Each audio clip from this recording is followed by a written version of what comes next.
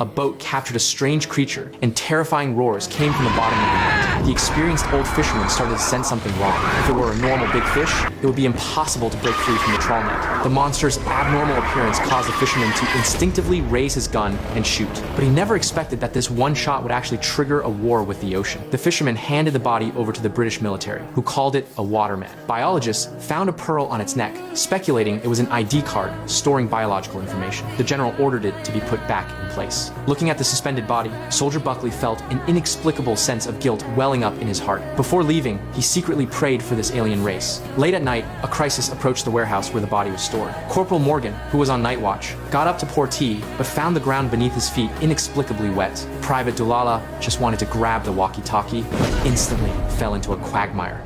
Morgan tried to save his colleague, but was still a hair's breadth away. He took out the walkie-talkie from his waist, but before he could call for reinforcements, the invading waterman had already subdued him. This was a silent warning from the waterman to humanity. The alarm sounded, and soldiers rushed into the room. The body and the guards had vanished, and the room was dead silent. Buckley noticed a protrusion on the ground and actually pulled out a complete chair. The general realized something was wrong. He took out his walkie-talkie, lay on the ground, and called the names of the two soldiers again. A burst of radio static actually came from deep beneath his feet. What's that?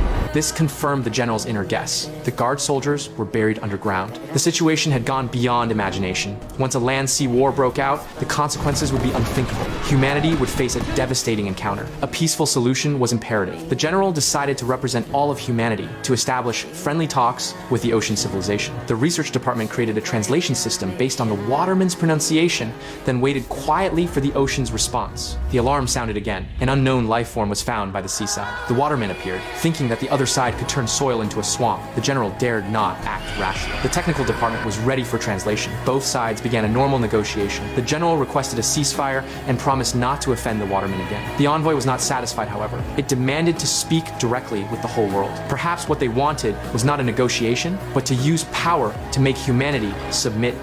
We do not agree. We would talk to all your animals. Humans. We would talk to all humanity. Forced by the situation, the general could only comply. Within a few short days, videos of the watermen swept across the internet. The world fell into panic, and no one dared to eat fish anymore. In order to exchange for the watermen's friendship and world peace, the United Nations ordered the construction of a deep-sea passage leading directly to the auditorium, and construction teams worked day and night. Kate, the liaison of the UN Administrative Department, connected all countries to open a video conference. White House online. Confirmed. All of the people Beijing. Confirmed. National Congress of Brazil. Confirmed. After confirming that countries everywhere were in place, Kate ordered the water gates opened. Immediately after, the watermen entered along the pipeline. Besides the few watermen seen during the military negotiation, several unknown forms now appeared. As the water tank filled up, the envoy appeared. Her appearance surprisingly conformed to human aesthetics. The whole audience was shocked, and the auditorium fell into a weird silence. Sir Jonathan spoke on behalf of humanity. Every time he spoke a sentence, the technical department behind him would promptly translate it into the waterman's language. I stand here as... We do not need translation. Your English is excellent.